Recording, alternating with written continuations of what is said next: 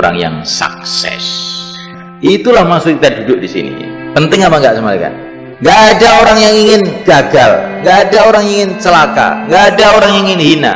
Lah sekarang inilah kita usaha untuk itu, supaya kita jadi orang mulia, orang yang selamat, orang yang bahagia, orang yang barokah untuk diri kita, untuk anak cucu kita, keluarga kita, kampung kita, dan seluruh umat Islam di seluruh alam. Dan jalannya supaya orang itu hidupnya selamat itu hanya satu aja, kalau dia itu hidup mengikuti petunjuk pencipta alam semesta, penguasa alam semesta, penentu alam semesta, yang membahagiakan dan yang mencelakakan siapa saja, yaitu Allah Subhanahu wa ta'ala. Jangan ada pikiran saya akan selamat dengan harta. Kalau orang itu selamat dengan harta, Qarun sudah selamat. Jangan ada pikiran selamat dengan kekuasaan. Kalau kekuasaan bisa menyelamatkan, Fir'aun akan selamat. Jangan ada pikiran orang akan selamat dengan teknologi. Kalau seumpama teknologi bisa menyelamatkan, ahli-ahli teknologi tidak mati. Jangan ada pikiran kedokteran mau menyelamatkan. Seumpama kedokteran bisa menyelamatkan, dokter-dokter tidak ada yang mati. Satu-satunya jalan menuju keselamatan hanya satu saja, mengikuti petunjuk Allah Subhanahu wa ta'ala.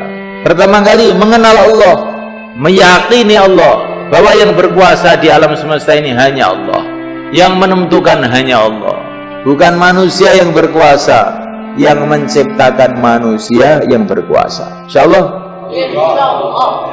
Bukan raja-raja yang berkuasa, yang menciptakan raja-raja yang berkuasa. Ini sederhana ini kata-kata ini, tapi ini penting ini. Karena kebanyakan manusia itu dalam hati itu yang berkuasa itu raja-raja, yang berkuasa itu Amerika, yang berkuasa itu Cina, yang berkuasa itu Belanda. Itulah namanya kebodohan. Yang berkuasa itu yang menciptakan Amerika, bukan Amerika. Yang kaya itu bukan Cina, yang menciptakan negeri Cina itu. Yang kuat bukan para malaikat, yang menciptakan para malaikat yang maha kuat. La ilaha illallah. Asas pertama supaya orang itu selamat itu harus keyakinannya itu benar. Kalau keyakinannya nggak benar, nggak akan bisa selamat. Walaupun dia punya dunia seisinya, tapi tidak kenal dengan yang menciptakan dunia, celaka. Walaupun dia didukung semua rakyat, tapi tidak didukung oleh yang menciptakan rakyat, celaka. Walaupun didukung oleh semua raja, tidak didukung oleh yang menciptakan raja, celaka. Walaupun punya dunia seisinya, tapi dia tidak punya hubungan dengan yang punya dunia, yang menciptakan dunia, mesti celaka. Pasti, bukan mungkin, pasti celaka. Cuman kadang-kadang itu dia tidak sadar kalau dia itu celaka. Seperti orang naik mobil di jalan tol mulus, dengan tenang-tenang dia gembira naik mobil, nggak tahu di depannya itu jurang. Saya aman, saya sukses. Tunggu sebentar lagi, wah sudah memet. Begitu juga semalekan orang yang tidak taat kepada Allah, orang yang tidak kenal kepada Allah, walaupun dia ini sepertinya sukses, itu seperti orang naik mobil yang mau masuk jurang itu mereka. Maka syarat kesuksesan pertama keyakinan atas la ilaha illallah. Maka yang mulia baginda Nabi alaihi salatu wassalam mengatakan, ayyuhan nas qulu la ilaha illallah tuflihu. Hai manusia, katakan la ilaha illallah, kamu sukses. Katakan itu maksudnya gimana? Yakini, maksudnya begitu. Tapi keyakinan itu dimulai dari perkataan. Maka berbicara itu penting. Qulu, katakanlah. Nabi tidak mengatakan yakinilah, katakanlah. Katakanlah la ilaha illallah, kamu akan sukses. Kalau sudah kamu katakan, apa yang kamu katakan tuh lama-lama kamu pikirkan, apa yang kamu pikirkan lama-lama mancep dalam hati.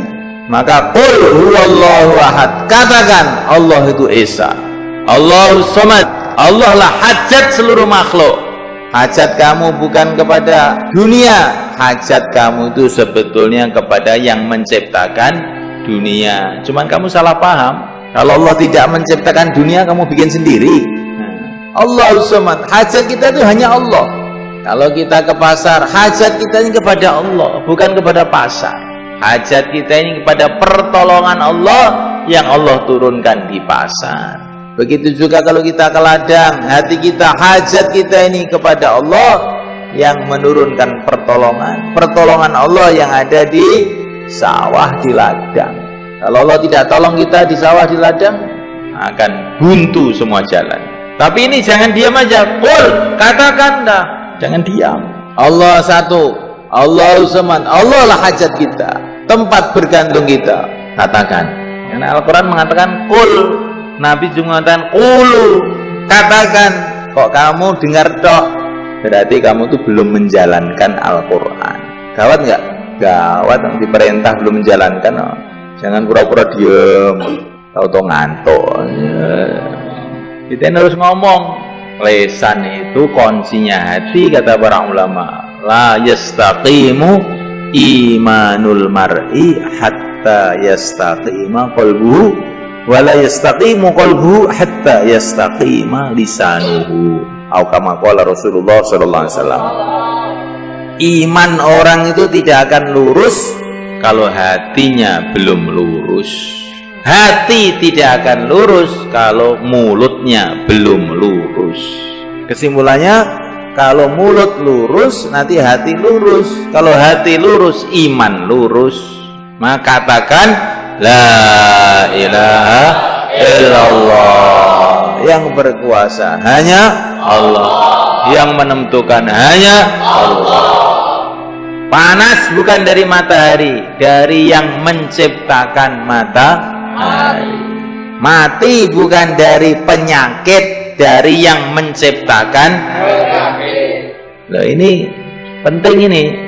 Sehingga kita ini di mana saja hatinya kepada Allah. Makan tapi hatinya bukan kepada nasi, hatinya kepada Allah. Kalau Allah kehendaki nasi ini jadi baik buat saya, nanti akan datang kebaikan. Tapi kalau Allah kehendaki tidak, ya tidak. Maka mau makan di depan nasi, doa Allahumma barik lana fima razaqtana wa qina adzabannar. Ya Allah, berkatilah ini nasi ini. Kalau Allah berkati, nasi dimakan jadi seger, badannya kuat, ibadah enak, pikirannya lurus, ngaji paham. Ini makanannya barokah.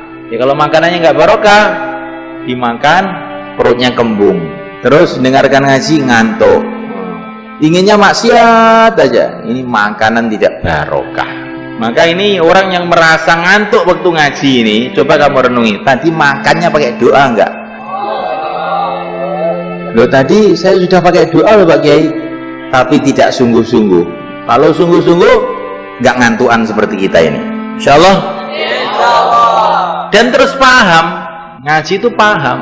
Maka makan hatinya kepada Allah, minum hatinya kepada Allah, ketemu anak, ketemu istri, hatinya kepada Allah. Assalamualaikum, semoga kamu selamat. Selamat dari apa? Selamat dari macam-macam, termasuk selamat dari dosa.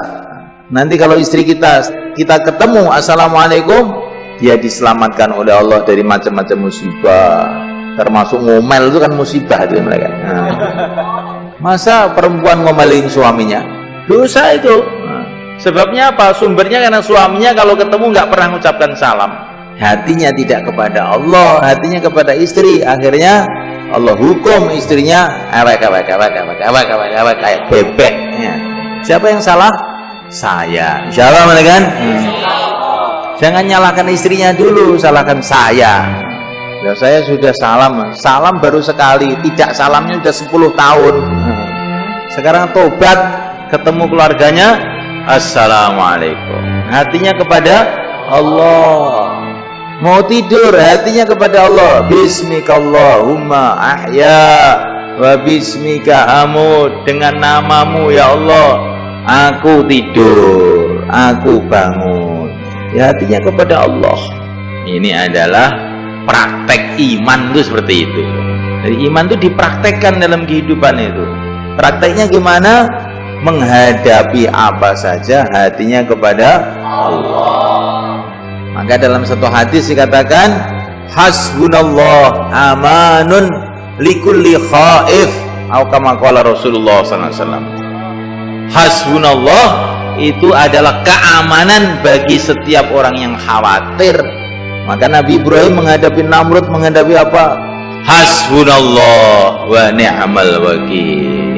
Akhirnya aman. Kalau kita ada khawatir-khawatir, hasbunallah wa ni'mal wakil. Kalau mau buat apapun, bismillah. Bismillah itu maknanya saya buat perkara ini minta tolong kepada Allah. Barang siapa memulai kerjanya dengan bismillah, Allah akan berkati pekerjaannya itu. Ngaji bismillah. Barang siapa kumpul istrinya baca bismillah, nanti kalau jadi anak, anaknya tidak bisa disesatkan oleh syaitan. Makanya ulama-ulama Pakistan itu kalau melihat santri ngantuk aja ngaji, ini bikinnya tidak pakai bismillah ini. Nah terus bagaimana sudah terlanjur jadi ini? Ya sekarang aja baca bismillah yang banyak. Nah, dulu orang tuanya lupa. Nah, jadi kalau anaknya itu ngantuan tuh jangan disalahkan anaknya dulu. Mungkin lupa ini dulu tuh, nggak baca bismillah. Jadi semulaikan Allah SWT, ini penting ini iman nih semulaikan. Nah ini kita ulang-ulang hari-hari kita bicarakan sampai kita mati dengan la ilaha illallah. Inilah kesuksesan.